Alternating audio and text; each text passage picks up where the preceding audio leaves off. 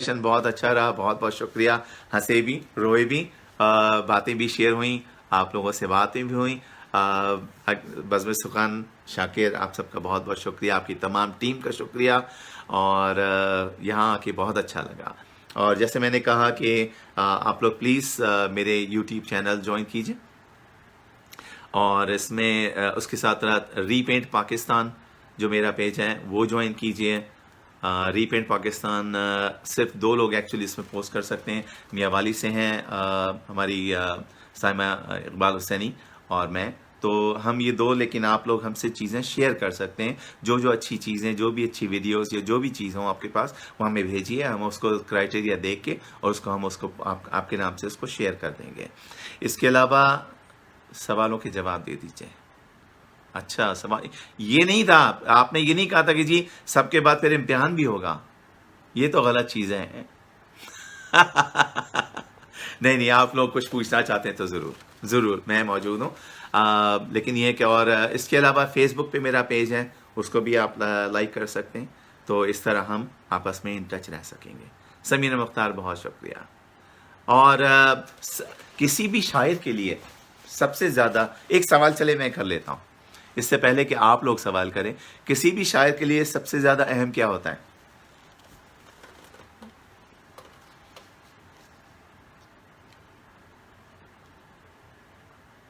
इंतज़ार करना पड़ेगा मुझे, क्योंकि लगता है कि यहाँ से आवाज़ भी है, वो भी बहुत देर तक पहुँचती है। रीपेंट पाकिस्तान है ये, रीपेंट पाकिस्तान।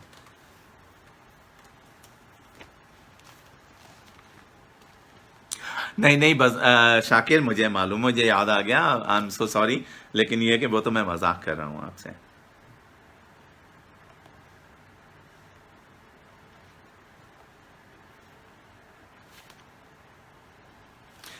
तो ये रीपेंट पाकिस्तान है, इसको आप ज्वाइन कर सकते हैं। अच्छा जी, शाकिर आपने कहा सवालात, तो अगर किसी ने कोई सवाल करना तो मैं मौजूद हूँ। शायर के लिए अहम उनके चाहने वाले। हाँ, चाहने वाले बिल्कुल सही कहा आपने सलमान अली, लेकिन यह है कि सुनने वाले, सामईन, उनको पढ़ने वाले, तो आपने सही कहा, बहुत अच्छे। पैशन एंड इमेजिनेशन, अगर कोई शायरा हो, क्या वो चादर के अलावा शेर पढ़ सकती है? क्यों नहीं पढ़ सकती? यहाँ तो बगैर चादर के पढ़ते हैं अशार। नहीं नहीं, बिल्कुल आप हर मौजू पे लिख सकते हैं, किसी भी मौजू पे लिख लें। लेकिन कोशिश ये करें कि देखिए, दुनिया में मुख्तलिफ मौजूआत हैं और हर मौजू पे कुछ ना कोई ना कोई लिख चुका है। बाज़ औक़ात ये होता है कि जब आप लिख रहे होते हैं तो आप बाज़ औक़ात कहते हैं कि यार इस पे तो कोई लिख चुका होगा, तो इस पे लिखना बेकार है। लेकिन आप उसी बात को, क्योंकि अगर आप मैं आज कहूँ कि जी आसमान नीला है, कल आप लिखने बैठे आपने कहा आसमान नीला है, कोई तीसरा शख्स बैठता है वो कहता है आसमान नीला है, तो क्या होता है जी, ये तो बात रिपीट हो रही है। लेकिन आप उसको मुख्तलिफ तरीके से, मैं इसकी एक मिसाल दे दूँ। तमाम शायर कहते हैं मैं तेरे बगैर मर जाऊंगा, कहते हैं ना सब, मरता कोई नहीं है। जैसे एक मेरा शेर है कि मैं भी जिंदा, वो भी जिंदा, कोई बिछड़ कर मरता नहीं है। तो इसी मौजू को मैंने भी इस्तेमाल किया, लेकिन मुख्तलिफ तरीके से, कि कहो तो सांस लेना छोड़ दूं मैं, कहो तो सांस लेना छोड़ दूं मैं, तुम्हारी बात इतनी मानता हूं। तो है, बात तो वही है, लेकिन मुख्तलिफ तरीके से कही जाए तो वो बेहतर होती है। हर किसी की अपनी सोच होती है सारा, लेकिन सोचते आप भी वही हैं, सोचता मैं भी वही हूँ, सोचता तीसरा बंदा भी वही है। शायरी ये होती है कि अल्फाज उसके पास भी हैं, बस अल्फाज को बरतने का तरीका और अल्फाज को सही ऑर्डर में रखने से आप उसको फिर शायरी कह देते हैं। वजिया चौधरी, आपने सही कहा, कोई नहीं मरता।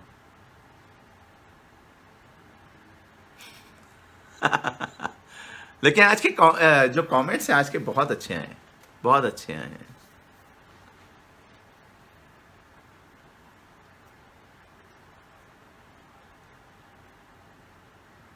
बिल्कुल اور آج آپ لوگوں نے لوگ بھی یہاں پہ کافی تھے. شاکر آپ نے جو یہ سلسلہ شروع کیا ہے اور مجھے خوشی ہے کہ آپ لوگ سب ینگ ہیں. اور جی شاکر بالکل سوال کیجیے آپ. بزم سخن کہ اس عمر میں آپ لوگوں نے یہ جو سلسلہ شروع کیا، کیونکہ یہ ہماری جو نئی نسل ہے وہ تھوڑا سا مختلف سائڈ پہ چلے جاتے ہیں. اور مہر عثمان علی جناب مرتے ہیں لیکن آپ نے لوگ دیکھے نہیں. انسان اندر سے مرتا ہے. اوہ آپ کو کبھی محبت ہوئی؟ I was not expecting that question.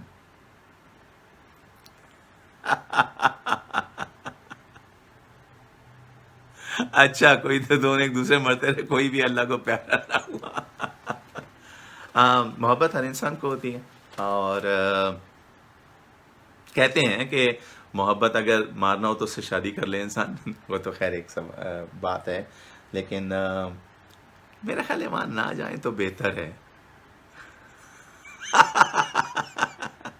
سر آپ نیکسٹ کب موقع دیں گے ہمیں؟ بیکاز ماشاء اللہ آپ کے کلام سے دل اسیب انشاءاللہ ضرور. ایک بات آپ کو بتاؤں، یہ جو سلسلے چلے ہیں نا فیس بک لائیو کے اور ساتھ ساتھ اس کے اپنا جو آن لائن مشاعروں کے، یہ سلسلے اب ختم نہیں ہوں گے. یہ ہماری زندگی کا حصہ ہیں. ایک نیا ٹرینڈ ہے جو ہم نے سیکھ لیا ہے ایک دوسرے سے ملاقات کا. ممکن تھا کہ آپ لوگوں میں سے بہت سے لوگوں نے مجھے یوٹیوب پہ سنا ہو یا میری کسی کتاب سے آپ کا تعلق رہا ہو، لیکن کیا ہے کہ اس طریقے سے آن لائن ہی ہو سکتا تھا. اور لوگوں کو وہ اتنا اچھا یہ سلسلہ ہو گیا ہے کہ سر میرا سوال کبھی ایسی شے لکھے جو آپ محسوس نہیں کرتے. بہت کم ہوا ایسا، بہت کم. لیکن میں اس سے عموماً پھر کیا ہوتا ہے کہ وہ ہتھوڑی چھینی والے اشعار ہو جاتے ہیں. اس میں یہ ہوتا ہے کہ آپ کی اپنی فیلنگز جب تک شامل نہ ہوں الفاظ میں، جب تک آپ خود محسوس نہ کریں، اور جو چیز آپ خود محسوس نہیں کر رہے وہ آپ دوسروں تک کیسے کنوے کر سکتے ہیں؟ دوسرا شخص بھی آپ کو وہ چیزیں محسوس نہیں کر سکتا. اگر میں نے آپ کو تھوڑی سی تاخیر سنائی یا جو بھی تھا، کیا تھوڑا تھا، یا پرانے گھر کے موسم، ان چیزوں سے آپ گزر چکے ہیں. اور اگر میں نے یہ چیزیں محسوس نہیں کی ہوتی تو اتنے انٹینس طریقے سے شاید لکھ نہیں پاتا. اور اگر لکھ بھی لیتا تو شاید میں اپنی جو فیلنگز ہیں وہ میں اس میں شامل نہیں کر سکتا تھا. اچھا ابھی ایک اور سوال آیا تھا، محبت کی تعریف کس نے پوچھا ہے؟ بس میں سخن شاکر آپ سے تو میں بعد میں بات کروں گا. محبت کی تعریف اوکے. ایک نظم ہے چھوٹی سی، عنوان ہے ڈیفینیشن. محبت جانتے ہو کس کو کہتے ہیں؟ کسی کو سوچنا اور مسکرانا. کسی کو سوچنا اور مسکرانا اور پھر آنسو بہا لینا. اور تو آپ ہوتا ہی ہے کہ ظاہری بات ہے آپ جس سے محبت کرتے ہیں آپ اس کو سوچ کے مسکراتے ہیں، لیکن پھر جب اسے مس کرتے تو ظاہری بات ہے آپ. اچھا جی اور کوئی شاعری کا فن ابھی ہے کسبی؟ اتنے مشکل سوالات کیوں لکھ کے رکھے ہیں بھائی؟ آسان سے سوال کریں. شاعر یا تو ہوتا ہے یا نہیں ہوتا، ہمیشہ آپ نے سنا ہوگا. لیکن میں آپ کو ایک بات بتا دوں کہ جس طرح کرکٹ میں، فٹ بال میں، ہاکی میں، کراٹے میں، کسی بھی چیز میں آپ کو ایک استاد کی ضرورت ہوتی ہے، اسی طرح شاعری میں بھی آپ کو استاد کی ضرورت ہوتی ہے. ہر کوئی شخص کچھ نہ کچھ لکھ ضرور سکتا ہے، لیکن آپ کو گائیڈنس ضرور چاہیے ہوتی ہے. اور جب ایک شعر آپ کے ذہن میں آتا ہے تو اس کو تھوڑا بہت نکھارنا تو پڑتا ہی ہے. بعض اوقات تو ایسے ہی پورا کا پورا شعر آپ کے ذہن میں آ جاتا ہے، لیکن بعض اوقات آپ کو اس کو نکھارنا بھی پڑتا ہے. تو ضروری نہیں ہوتا کہ ہر چیز جو ہے وہ یوں کی یوں ہی آ جائے. بعض اوقات یہ ہوتا ہے کہ آپ کو دیکھنا پڑتی ہیں چیزیں. لیکن یہ ہے کہ ہاں شاعر، مصور، یہ سب میرے خیال ہے چیزوں کو تھوڑا سا مختلف طریقے سے بھی دیکھتے ہوں شاید.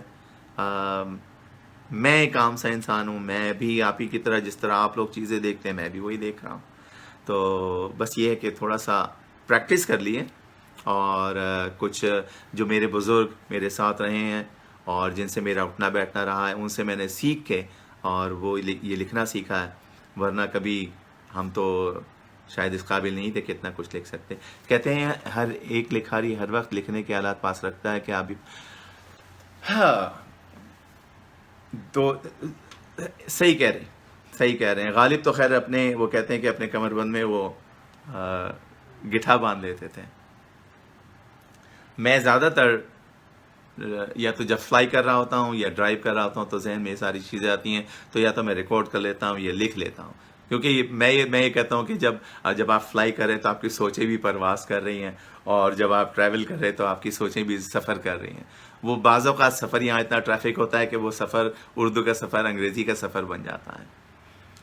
ہاں آپ لفظوں میں ڈھال لیتے ہیں لیکن خوبصورت انداز میں بیان کرتے ہیں. بہت دفعہ آپ نے دیکھا ہوگا کہ بہت سے شعراء جب وہ پڑھتے ہیں تو لگتا ہے کسی اور کا کلام پڑھ رہے ہیں, یا کسی نے ان کو زبردستی کہا ہے کہ جی پڑھیں آپ, اور پیچھے گن رکھے گا. پرفارمنس تو ہونی چاہیے, اور کہنے کا انداز, کیونکہ جب تک دیکھیں انداز جو لہجہ ہوتا ہے نا آپ کا وہی دل میں اترتا ہے. اگر میں آپ سے کہوں نہیں, کہہ دیا جی نہیں, لیکن اگر میں آپ سے کہوں نہیں تو وہ الگ چیز ہے. یا اگر کوئی پیار سے کہے نہیں تو مطلب مختلف طریقے سے. ہر ایک تجزیہ کار نے لکھا ہے شاعری اگر ایسے نہ ہو پائے جیسے پیڑ پر پتے اگتے تو بہتر شاید نہ کی جائے.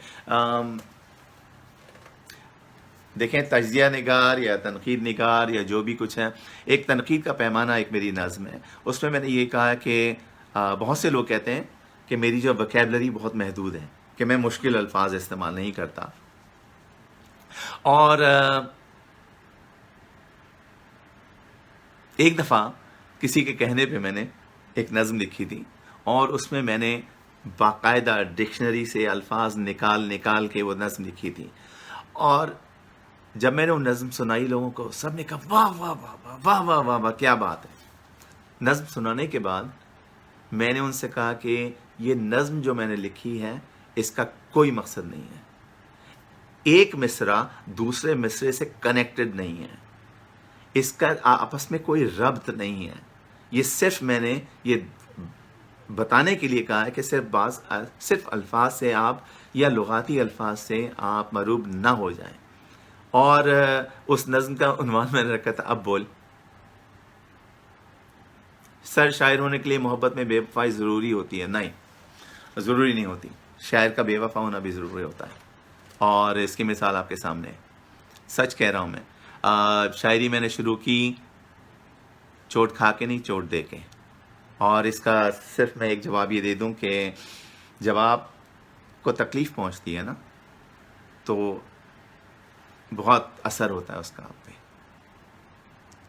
لیکن جب آپ کسی کو تکلیف دیں اور اس کا احساس آپ کے دل میں اور آپ کے ذہن میں زندہ رہے تو وہ اور زیادہ اس کا کرب اس کا اور زیادہ ہوتا ہے. تو دونوں طریقے سے آپ ڈیپینڈ کرتا ہے کہ آپ کے ساتھ کوئی بھی سچویشن ہو کہ کو دوسری کی انرجی میں کنورٹ کرنا. کبھی ایسا ہوا کہ ایک مصرع لکھا اور دوسرا مصرع, ہاں بہت ہوتا ہے یہ تو. بعض اوقات یہ ہوتا ہے, بعض اوقات کیا بہت ہوتا ہے کہ آپ نے لکھا اور پھر اس کو سائڈ پہ رکھ دیا, اور پھر جب اٹھایا اس کو دوبارہ تو اس میں تھوڑا سا ایک فرق یہ آ جاتا ہے کبھی کبھی کہ جو پہلا مصرع آپ نے لکھا تھا وہ کسی اور موڈ میں لکھا تھا, لیکن جب دوسرا مصرع آپ نے لکھا تو اس وقت سچویشن یا ٹائم یا آپ کا موڈ مختلف ہے, تو اس کو تھوڑا سا آپ کو کنیکٹ کرنا پڑتا ہے. جسے محبت ہی نہ ہو وہ کیا کرے, اس کا بھائی محبت کر لو یار, اس میں کون سے ہاتھی گھوڑے لگتے ہیں.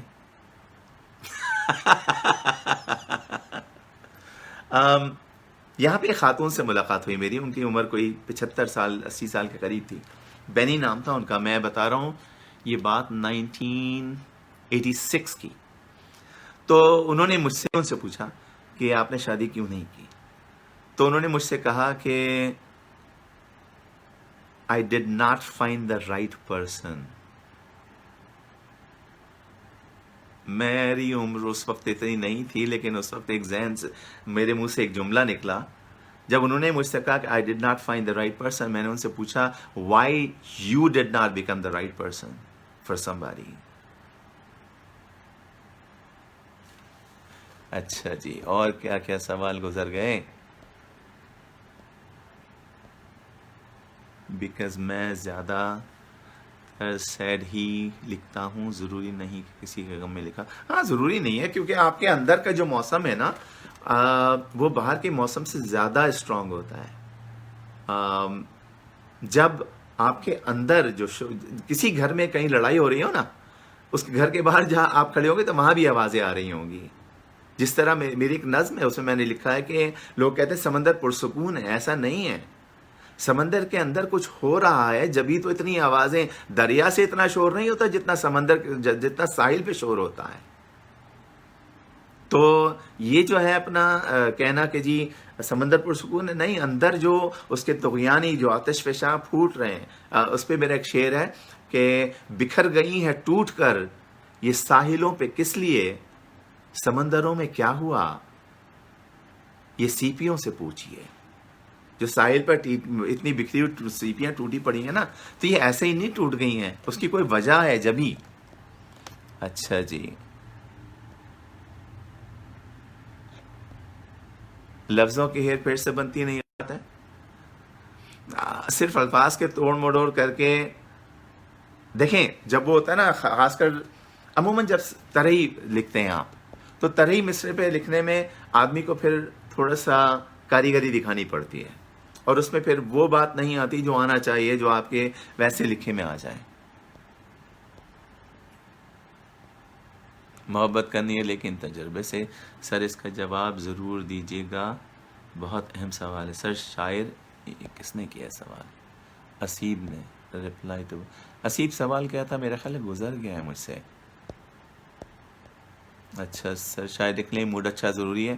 ہاں، ایک دفعہ ہم نے کہا کہ چلو یہاں پہ ایک پارک میں کسی شاعروں کو بلاتے ہیں، اور وہاں پہ ایک مصرع دے دیں گے. 4-5 گھنٹے کی پکنک ہوگی، باربیکیو وغیرہ کریں گے، اور شاعر اس کو کہیں گے وہیں پہ اس مصرع طرح پہ غزل لکھی جائے. تو اس میں ایک شاعر نے کہا یار بعض اوقات موڈ نہیں ہوتا. میں نے کہا نہیں ایسی بات نہ کہیں، آپ کا موڈ مزاحیہ ہے، مزاحیہ لکھ لیں. غمزدہ ہے، غمگین غزل لکھ لیں. اگر آپ کا اچھی نہیں ہے، اچھی غزل اچھا ہے تو اچھی غزل لکھ لیں، برا نہیں ہے تو بری لکھ لیں. اور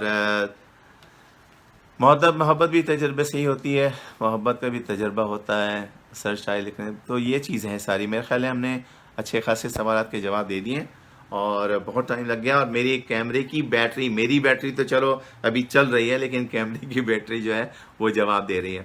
تو میں آپ سب لوگوں کا بہت بہت شکر گزار ہوں. نئے شاعروں کے لیے اگر میں کچھ کہہ سکوں وہ صرف یہ کہ پڑھیں اور پڑھیں اور پڑھیں اور لکھتے رہیں. کسی بھی چیز کے لیے نا پریکٹس کی ضرورت ہوتی ہے، اور بس لکھتے رہیں، پڑھتے رہیں، چاہے اچھا لکھیں چاہے برا لکھیں. اور یہ نہ سوچیں کہ کیا لکھ رہے ہیں، یہ بھی نہ سوچیں کہ کوئی کیا کہہ رہا ہے. مذاق اڑانے والے آپ کے لیے آپ کے پاس بہت ملیں گے، آپ کو ڈسکریج کرنے والے بہت ملیں گے، لیکن آپ کی ہمت افزائی کرنے والے بہت ملیں گے. جب میرے پاس ابھی بھی